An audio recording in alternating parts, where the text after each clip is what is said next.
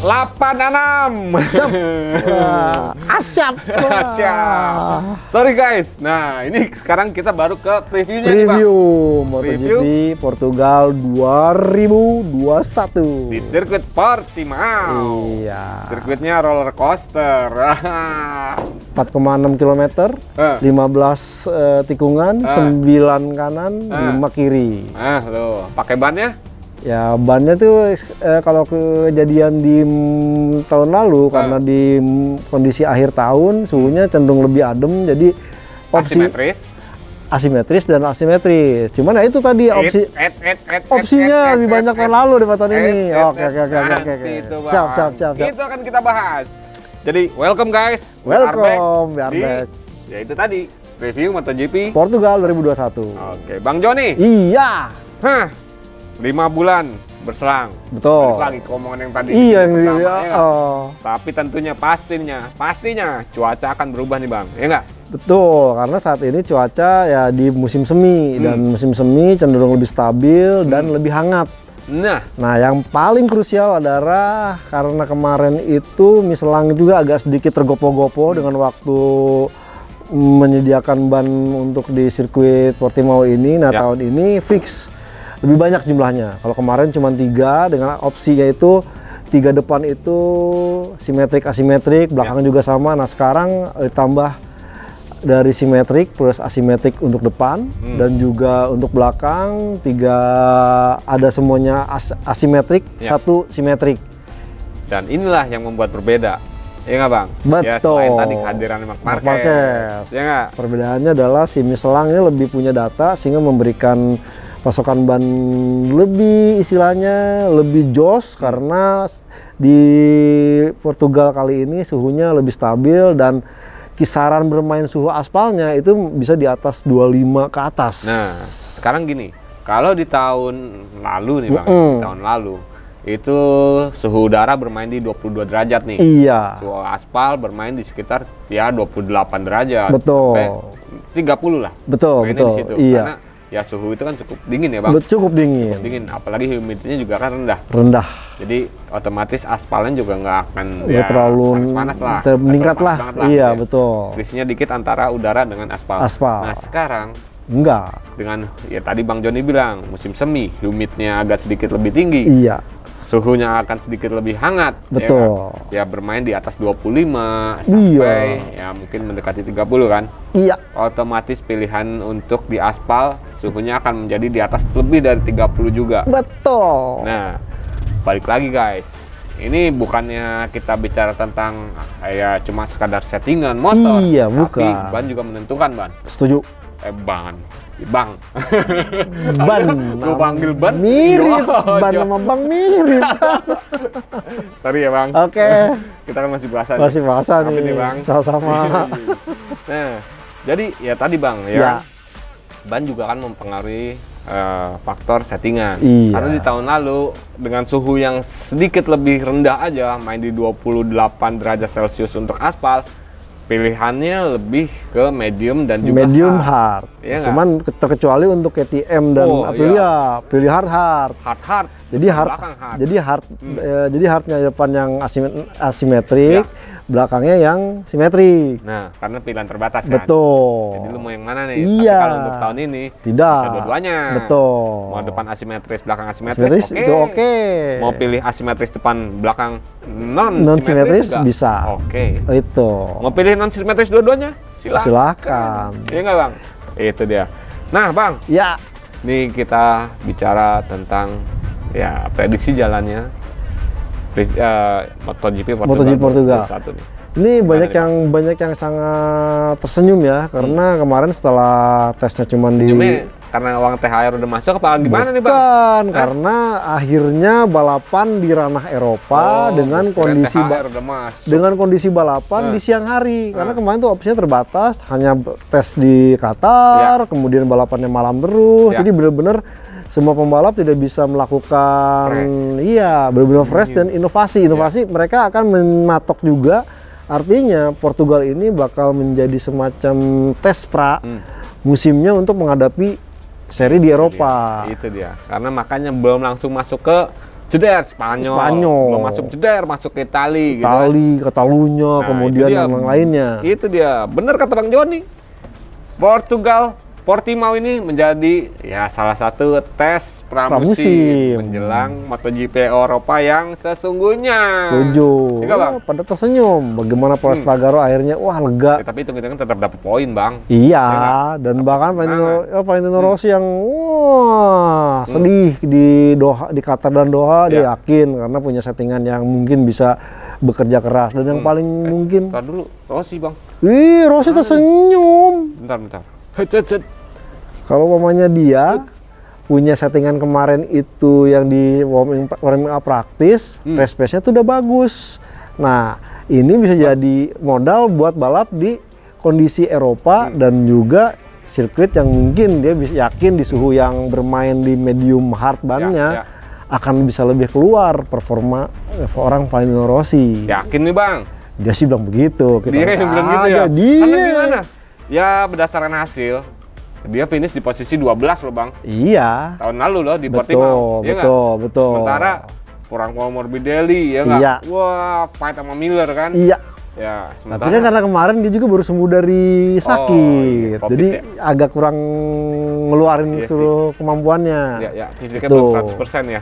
Dan yang paling kita tunggu-tunggu tentunya adalah ya Akam sih. Miguel Oliveira. Betul, kemarin dia menjadi pembalap Portugal pertama yang menang di sirkuit Portugal pertama kali gelar MotoGP. Kemudian dari semua catatannya kemarin tuh rekor dipunyai oleh dia semua. Ya, karena cuma dia doang. Iya, pole position. Terus fast lap ininya.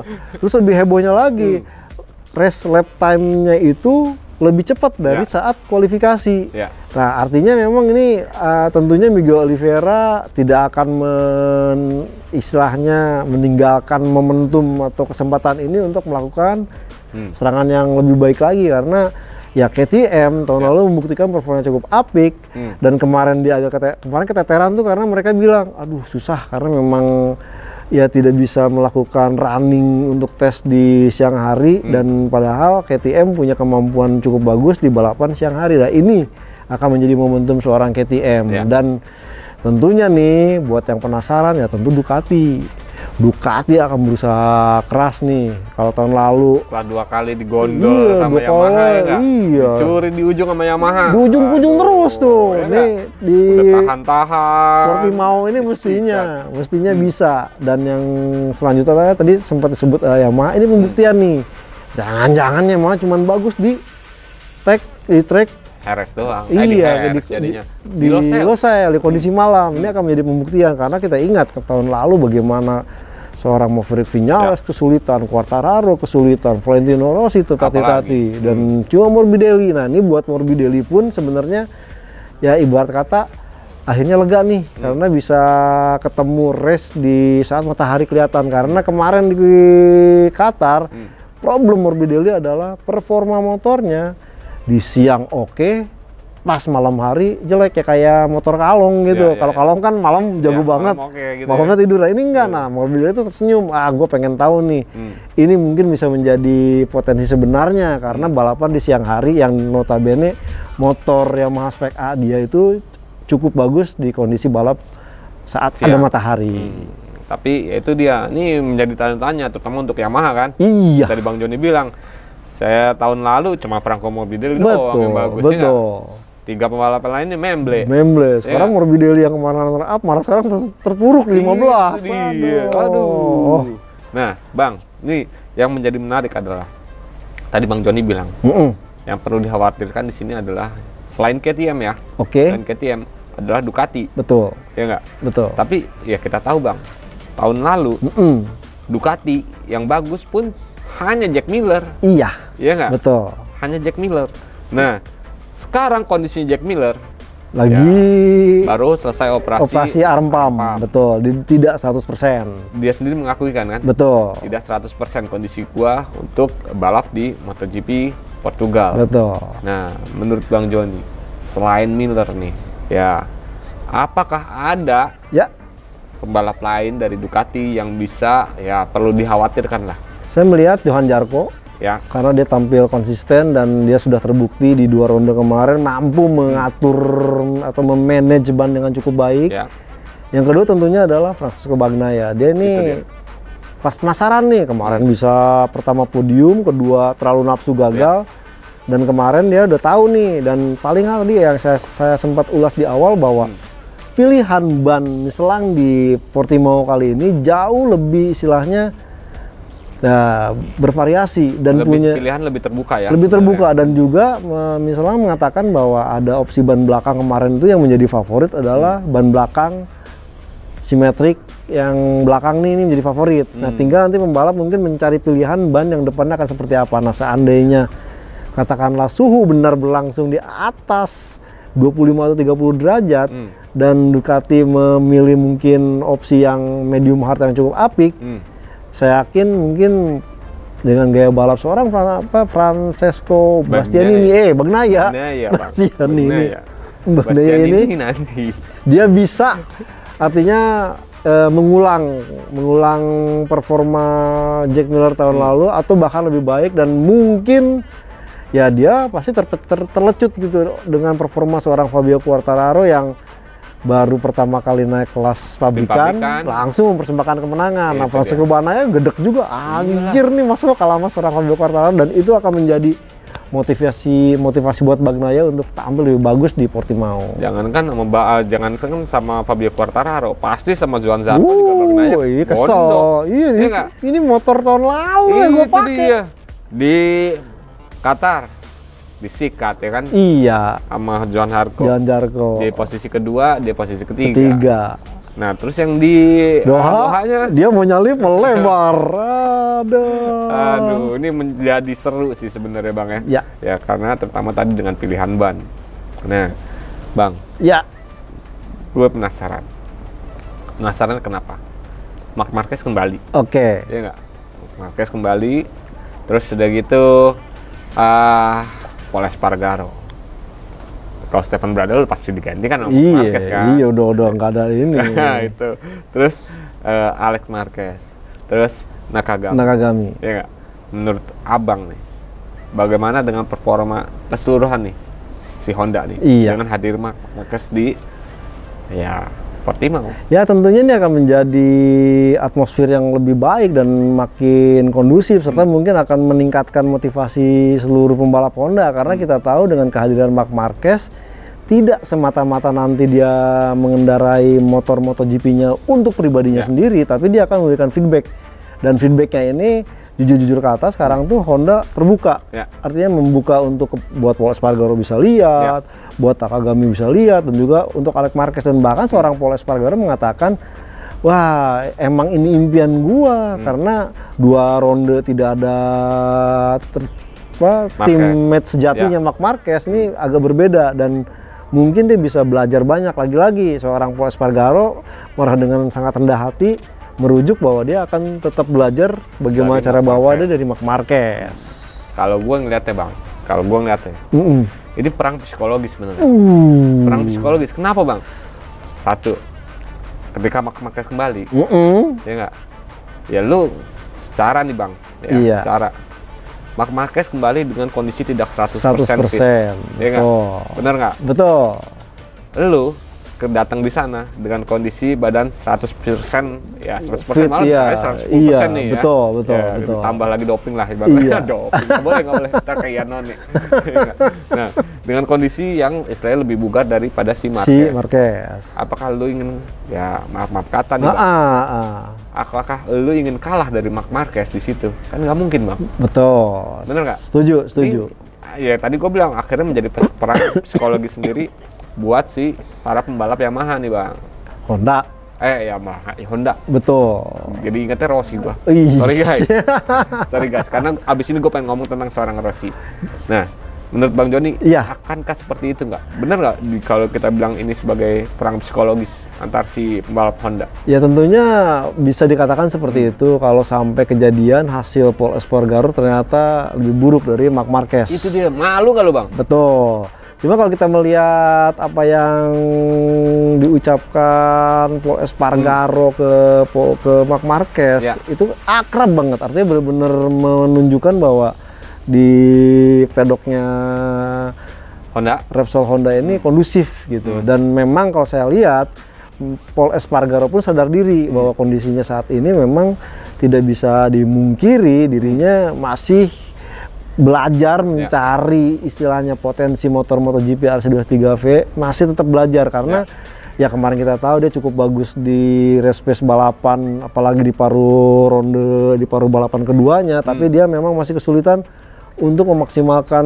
time attack agar bisa menghasilkan posisi yang terbaik. Ini memang pengen dipelajarin seorang Paul Espargaro itunya kan, time attack-nya, bagaimana cara Marc Marquez bisa langsung main di Q2 gitu kan? Dan sehingga pada saat udah Q2 ini bisa fokus untuk mencari setting di saat balapan. Itu dia, karena kenapa Bang gue bilang begitu, berdasarkan dari hasil balap di 2 seri kemarin, Doha dan juga Qatar, ya kan, best lapnya Paul Espargaro itu justru lebih bagus ketika dia di sesi race ya, di balapnya, balap, ya kan? Nah, berarti kan yang tadi yang dicari sebenarnya bagaimana strategi untuk meloloskan diri langsung ke Q2, betul. Itu kan pengen dipelajarin sama Paul Espargaro dari Marc Marquez.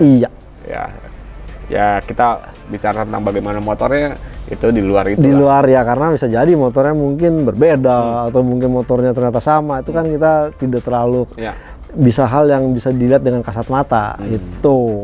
Jadi di kubu Honda sendiri pun ini menjadi seru nih ya. Seru pastinya. Persaingan antara pembalap ya. Pembalapnya juga, dan bahkan ya mungkin Alex Marquez juga akan termotivasi karena kakaknya datang. Asik, my bromance datang. Ini menambah ya semangat untuk tampil lebih baik lagi, karena di 2 race juga dia agak sedikit tertatih-tatih dengan hasil yang kurang baik. Apalagi sempat ada cedera kan. Betul. Nah, oke. Bang, ini Aprilia menurut Bang Joni dengan hadirnya Andrea Dovizioso. Betul. Ya, tapi sedikit aja nih. Kita akan bahas yang lebih banyak tentang Andrea Dovizioso dan Aprilia. Nah, menurut Bang Joni, karena sebelum dan juga Alex datang ke Portimao kan udah bertiga nih bersama Andrea Dovizioso tes di Jerez. Menurut Bang Joni, Aprilia akan seperti apa di Portimao? Jadi kalau kita kemarin sempat diungkapkan apa kata Dovizioso, tidak begitu banyak terungkap bahwa peran dia kemarin itu hanya feedback untuk tes tim Aprilia, artinya nanti yang mengembangkan, sementara untuk tim MotoGP itu sendiri latihan. Jadi kalau kita melihat Andrea Dovizioso ini kan pembalap yang 8 tahun lamanya, 8 musim bersama Ducati mengembangkan bareng, dan memang dia menjadi pengembang dan fokus memang di Aprilia kemarin itu feedbacknya adalah ergonomi. Posisi pembalap dan itu menjadi titik kenyamanan. Kalau udah nyaman tuh pembalap dengan ergonomi, mau kenceng mau pelan, itu kuncinya. Nah kemarin itu 2 hal itu Dovizioso belum terlalu puas, makanya dia tidak mau menyebut berapa waktunya, bagaimana ininya, karena sempat ada omongan sih Bang, maksudnya itu motor yang mudah baca dari luar, selisihnya 1 detik. Dari base-nya Marc Marquez. Base-nya Marc Marquez gitu. Di sana selisihnya sekitar 1 detik. Bersama ketika Dovi pakai FGP. Nah, cuman kemarin tuh Dovi tetap fokus bahwa dia lagi masih cari titik ergonomisnya, dan itu yang dia kasih feedback ke tim Aprilia. Dan nantinya ini kemarin tuh sempat terganggu, karena mestinya 3 hari ternyata cuacanya dingin dan turun hujan, akhirnya diputuskan cuma 2 hari, dan mungkin feedback dari Dovizioso ini dilanjutkan nanti saat tes di Mugello, ya jelang Mugello atau umpamanya mungkin sebulan dari sekarang atau mungkin lebih cepat. Nah di situ nanti akan ketahuan. Itu yang dilakukan oleh Andrea Dovizioso seperti itu. Berarti belum sampai belum ada terlalu masukan ke balapnya untuk di Portimao. Ya belum. Jadi ya kita masih agak sedikit meraba nih sebenarnya untuk si Aprilia di Portimao. Ya, kita berharapnya ya lagi-lagi cuma dari Alex Espargaro. Sorry guys, tanpa mengecilkan Savadori. Betul. Gitu. Cuman Savadori kondisinya pun memang belum fit. Itu dia. Dia masih cedera bahu. Dislokasi bahu soalnya. Iya, kalau mau dioperasi mungkin lain cerita. Ini kalau dislokasi kan bisa ibaratnya geser. Kayak Alex Rin di musim tahun lalu. Marc Marquez tahun 2018. Ingat nggak? Marquez di akhir. Iya, tapi kan gara-gara ditepok reading. Itu dia udah jadi juara dunia. Iya. Nah, itu seperti apa yang dialami oleh Marc Marquez dan Alex Rin lah ibaratnya seperti itu. Setuju. Tanpa mengecilkan ya Savadori. Bang. Iya. Tadi gue bilang sama lu, Bang. Yang gue keserimpet itu harusnya nyebut Honda malah Yamaha. Yamaha, oke. Nah, ini kalau menurut Bang Joni, iya. Pilihan ban sedikit lebih terbuka. Oke. Bukan sedikit, malah banyak terbuka di MotoGP Portugal, betul, ya kan? Betul. Ya, waktu itu kita pernah bahas, Bang. Seorang Valentino Rossi bukan orang yang cocok bermain dengan ban soft. Iya, ya kan? Betul. Apalagi depannya dua-duanya depan belakang soft gitu kan. Waduh, itu bukan gaya iya. Ya kan? Nah, menurut Bang Joni. Iya. Ya, untuk fansnya para ya Rossi, The Doctor nih. Gimana, Bang? Jadi kalau chance-nya dia Rossi untuk ya unjuk gigi di Portimao. Jadi kalau berdasarkan dia sempat istilahnya mereferensi yang setting terbaru dia di warm up practice Doha kemarin, di mana dia menggunakan swing arm aluminium dan mereka tuh kemarin menjajal kombinasi soft dan hard. Agak sulit, cuman pas medium hard itu cukup potensial. Dengan pemakaian swing arm aluminium. Artinya ini kayaknya kalau mamanya Valentino memerintahkan yang sama dan di free practice ini mungkin akan lebih kompetitif lagi. Dan juga kita melihat bahwa Yamaha Maverick Vinales dan Fabio Quartararo pun sepertinya akan melakukan hal yang serupa nih, bermain di medium hard atau mungkin malah di medium. Artinya Yamaha tinggal nih mencari istilahnya potensi yang mereka punyai. Tapi kalau sejauh ini kita lihat hasil latihan kemarin di Doha, latihan resmi kualifikasi Qatar dan Doha, ini menunjukkan progres yang ada. Mungkin Yamaha akan bisa memberikan kejutan. Sebagaimana nantinya juga kejutan akan dilakukan oleh Suzuki yang sama-sama mesin inline. Itu. Oke. Ini jadi agak sedikit seru nih ya, Bang. Iya, mestinya seru nih. Seru nih ya. Jadi benar-benar semua, kalau kemarin kan ya Yamaha, Suzuki, Ducati, ini ntar nih KTM pun bisa. Hampir semuanya nih bisa bermain nih. Iya. Karena Suzuki pun ya pasti ya tahu sendiri, Bang. Ya enggak? Di bukan akhir tapi seri tahun lalu di Portugal nyodok di belakang nih. Iya. Suzuki nih. Itu dengan pilihan ban yang terbatas itu dia. Nah, menurut Bang Joni, seperti apa nih Suzuki nih di Portugal nih? Saya yakin mungkin dengan kemarin aja dengan di Qatar mereka bisa fight sampai di grup terdepan, mungkin mereka tetap akan mengejar podium dan tidak menutup kemungkinan malah membuahkan kemenangan pertama musim ini. Oke. Jadi ya itu nih untuk para fansnya Suzuki nih, ya nggak? Suzuki. Ada kemungkinan nih? Ada kemungkinan Suzuki podium ataupun meraih kemenangan di Portugal. Ya nggak? Setuju. Apalagi Joan Mir. Joan Mir udah lagi on fire dia. Gara-gara kemarin sama si siapa? Jack Miller. Padahal Jack Miller kemarin tuh dioperasi sama Dokter Mir loh. Bukan Joan Mir tapinya. Javier Mir. Ya enggak, bukan Joan Mir. Tapi nih, Bang, ini lucu nih. Bukan lucu sih. Kalau lucu mah ketawa ya, guys, ya enggak. Ini yang menjadi aneh.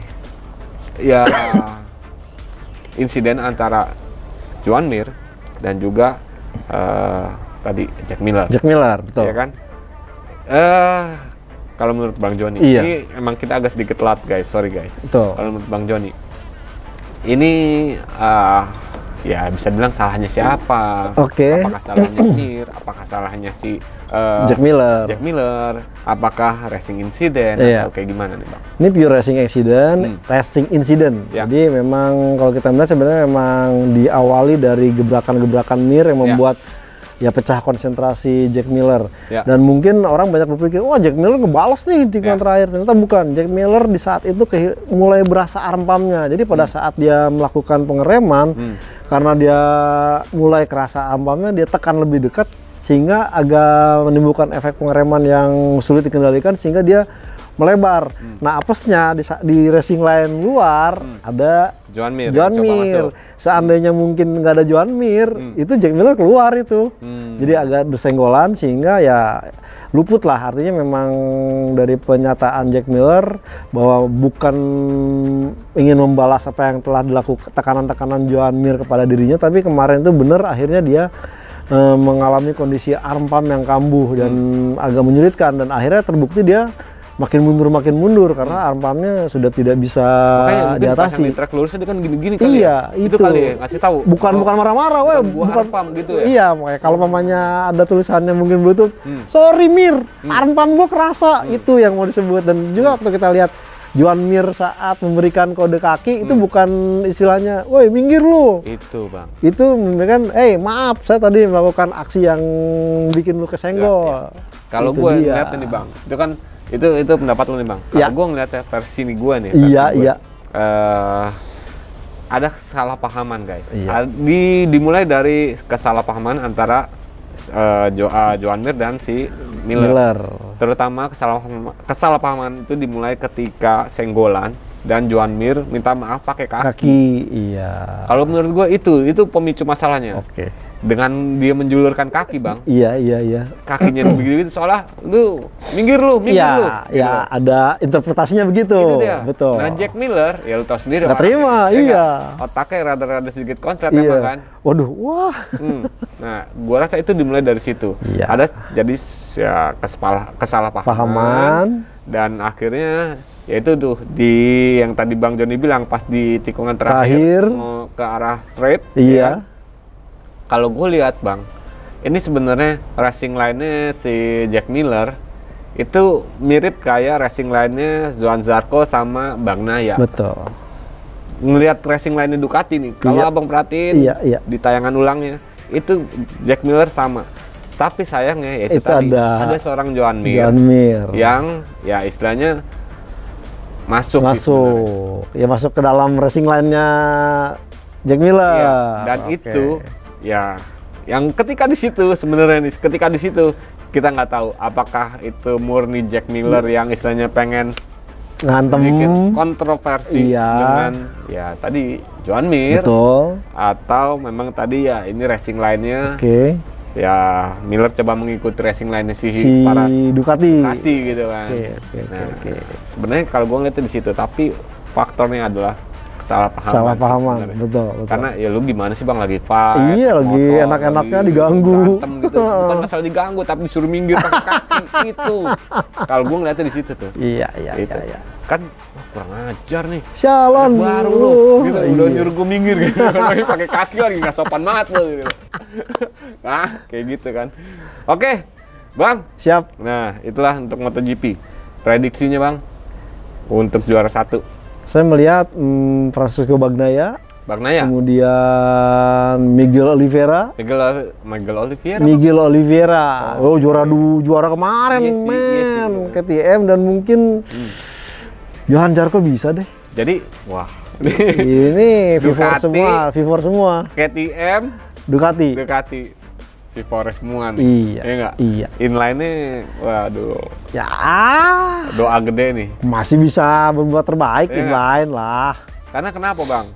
Ya, yang di preview tahun lalu. Iya. Yamaha semua. Soalnya kan kagak ada yang menang. Karena gini, ini sirkuit hampir imbang antara V4 sama dengan inline. V4, apalagi ya tahu sendiri di sektor 1 dan 4 itu udah Nah, tapi di sektor 4 ada yang ya sedikit keunggulan juga untuk si inline. Karena ini ya long corner. Oh, iya. Itu tuh sebenarnya. Makanya gue bilang rada imbang nih. Ducati udah memperbaikinya tuh. Iya. Apalagi tambah pilihan ban itu. Udah nggak ada masalah sama ban kan sebenarnya kan? Nggak ada masalah, tinggal kalau tahun lalu kan bermasalah sama ban. Bermasalah. Kan? Dan bahkan Bagnaia, Zarco pun udah sebenarnya punya formula nih. Ya jangan keburu nafsu deh gitu. Nah kalau keburu nafsu ya udah mau kelar di awal apa mau kelar di akhir, tinggal itu aja sih sekarang Ducati opsinya. Nah Bagnaia tinggal memantau nih strateginya seperti apa, karena kalau kemarin Zarco saya pikir ini benar-benar ahli strategi dan dia selalu baru bermain atau mengepus di beberapa lap terakhir. Oke, kalau kayak di yaitu Prancis tuh apa? Trimasketir ya? Iya, Trimasketir. Nah, Johann Zarco ini seorang masketir nih. Masketir. Strategi. Oke, Bang. Siap. Jadi ingat ya guys, tadi prediksinya. Francisco Bagnaia. Terus Oliveira, Oliveira KTM, Johan Zarco. Johan Zarco Pramac Racing. 3 itulah V4. Iya. Yamaha, Suzuki bisa lah duel. Iya. Kan prediksi musim 3 pengennya sih semua bisa gitu. Cuman kan ntar wah pintan amat nih prediksi ya. Yang menang podiumnya cuma 3 gitu. Oke. Nah, Bang. Selain itu Moto2 dan Moto3 nih, Bang. Oke. 3 menit untuk Moto2 dan Moto3. Menurut Bang Joni untuk di Moto2. Saya masih kita fokus lagi nih bicara tentang ya pertarungan swasta versus BUMN. Saya masih akan yakin swasta tetap lebih unggul. Swasta Yaitu Gresini Federal Oil, Gresini Moto2. Karena kalau kita melihat bagaimana kemarin performa Franco Di Gia lebih bagus, dan bahkan kemarin belajar dari hasil tahun lalu yang kurang bagus di sini, tentu akan lebih baik lagi. Dan juga Nicola Bulega mengakui agak sedikit kesulitan untuk start dengan sesi pramusimnya. Harapannya di ini akan lebih baik lagi. Dan sementara untuk yang BUMN mungkin masih akan mengandalkan Mas Bo, sementara Thomas Huti masih butuh waktu untuk bisa memperbaikinya. Nah, tentunya sih harapannya baik swasta dan BUMN dari tim Indonesia ini bisa memberikan hasil yang terbaik di Portimao, karena ini juga balapan Eropa pertama, sehingga mereka akan mendapatkan istilahnya feedback, setting, ataupun modal untuk persiapan ke ronde-ronde Moto2 Eropa selanjutnya. Oke. Jadi ada kemungkinan 3-0 masih untuk swasta. Iya. Kemarin dong Madrid sama Liverpool, Bang. Ya. 3-1 agregat. Madrid kan? Betul. Nah, itu dia lah. Oke, itu untuk Moto2. Moto3. Iya. Moto3 tentunya kita akan melihat performa Andi Gilang ya, karena kita tahu Andi Gilang juga bukan pertama kali main di Portimao di selama Chef Moto2. Moto3 itu pernah bermain di Portimao, artinya bisa punya modal, dan saya harapkan bisa lebih meningkat. Sementara untuk tim Indonesianya ini tentu bikin penasaran. Kemarin Racing Gresini Moto3 karena kemarin Alcoba pole position bermasalah, sempat gila. Untung nggak ada karung, kalau nggak tuh lempar karung tuh di sirkuit Doha. Kasian banget tuh akhirnya jadi sanksi sama start ini Alcoba. Start di pit lane, dua-duanya dan ya 10.000 euro tuh kena dendanya. Tapi yang untuk McPhee dia 10 detik ya, Bang. 10 detik. Jadi setelah start baru boleh. Sementara untuk si Alcoba 5 langsung, detik. Iya. 5 detik. Oke. Karena hukumannya McPhee. Yang mulai McPhee. Oke. Saya pikir dua-duanya adil nih karena dua-duanya yang duel, ternyata tetap lebih berat John McPhee. Ya, kalau dendanya dihitung-hitung dikursin ke Indonesia itu sekitar 20 jutaan lah. Oke. Sekitar 20 juta bayar denda dan start. Kalau denda sama, Bang. Denda dendanya sama. Oke. Cuma bedanya yaitu start waktu aja. Start waktu, jeda waktunya ya. Jeda waktunya. Nah, Bang, kalau Bang Joni. Oke. Nih ya, kalau kita bicara tentang si rookie, iya. Acosta. Bang Joni gimana nih performa dia di itu tadi? Ya kita akan lihat nih, karena kadang-kadang serunya Moto3 ini nih, ya itu tadi banyak pembalap yang tiba-tiba meroket seperti kemarin Pedro Acosta yang start dari pit lane terus dia menang, dan bahkan Valentino Rossi aja bilang, wah, gue tunggu deh dia ke MotoGP. Anjir, Pedro 10 tahun lagi tapi gitu kan? Iya, Pedro Acosta kan mesti naik-naik dulu. Ini jadi mengingatkan saya kepada tahun lalu tuh Darren Binder yang sekarang main di Petronas Sprinter Moto3, di mana dia tidak peduli hasil start, tapi dia posisi dari mana kemudian langsung menohok. Ini yang menjadi ciri khas seorang Pedro Acosta. Nah, berbedanya Pedro Acosta masih muda nih, dan mungkin masih punya energi. Nah, kita harapan aja nih Pedro Acosta di ronde-ronde Moto3 selanjutnya atau nanti di Portugal ini memberikan kejutan lagi, karena satu hal nih di Moto3 ini siapapun bisa menang, tapi yang konsisten bisa meraih poin ini yang menjadi kandidat kuat juara dunia. Oke guys. Oke Bang. Tapi kalau untuk Acosta, gue sendiri berharap nih Bang, sebenarnya berharap bahwa Acosta jangan diperlakukan kayak Jack Miller. Kenapa gue bilang begitu? Kita tahu gimana istimewanya dulu Jack Miller di Moto3. Di Moto3 di tim KTM juga. ditarik langsung sama Honda untuk ditempatin di Mark VDS. Langsung lompat MotoGP dari kan? Bukan ke Moto2 dulu, tapi Moto3 ke MotoGP ya. 2015, 16 adaptasinya lama. Iya nggak? Dan ya kita tahu motor Honda itu kan salah satu yang sulit untuk diadaptasi oleh seorang rookie. Bahkan Morbidelli pun dulu susahan. Ya kan? Baru di Yamaha dia bisa ya meletek lah. Itu dia. Makanya udah biarin aja Acosta menikmati prosesnya karena masih muda. Iya. Ya masih pakai ya kalau sempat ngobrol pakai ini, pakai apa behel. Behel ya. Buset, pembalap pakai behel tuh gimana? Nah, biarin dia dinikmati prosesnya di Moto3, Moto2 baru ya kan? ke baru MotoGP. Karena di Moto2 yang sekarang dengan mesin Triumph ini benar-benar apa ya, satu step banget di bawahnya MotoGP. Mirip banget dengan setting motor MotoGP, betul. Elektronik, iya. Ya standar engine gitu betul. Oke, siap. Kayak lama banget nih Bang. Boh, lebih dari 30 menit kayaknya. Ya nggak apa-apa, hitung-hitung nonton sambil nunggu ngabuburit kan lumayan, atau nunggu imsak kan lumayan. Tapi tergantung dari editor. Rasanya kapan? Mudah-mudahan sebelum buka puasa udah bisa naik. Amin. Ya, oke Bang. Siap. Guys, jangan lupa ikutin guys quiz Fantasy Grand Prix. Iya nggak? Masih itu. Kemarin yang menang siapa tuh? Ada nggak? Wah, boleh tuh yang menang komentar dong. Iya nggak? Komentar di kolom komen tuh. Iya, aku menang nih. Gitu dia. Dapatnya apa sih guys?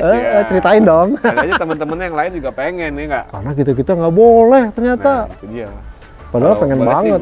Lumayan. Dan ujung-ujungnya juga ada. Ya itu dia, kayaknya ada hadiah utama. Iya itu tuh. Karena ada pengumpulan poin tuh, siapa pemenangnya. Betul. Seri ini. Iya, jadi yang udah ikutan W pertama nih, ada untungnya nih kalau mau itu bisa konsisten dapat poin. Ya, itu dia. Bang minum dulu, belum. Puasa men. Biasa ada kopi di sini. Gue jadi halu guys. Aduh, biasa ada kopi. Aduh, oke Bang. Oke. Guys, oke ya. Aduh, kita mohon pamit Bang. Mohon pamit. Ya. Pamitnya gimana? Iya. Udah aus banget nih. Oke, saya Kabudiansyah dari Otoris ID dan juga gridauto.com. Mohon pamit guys. Dan saya Juniono Mulia dari motorpusonline.com. Turut pamit. See you guys. Sampai jumpa.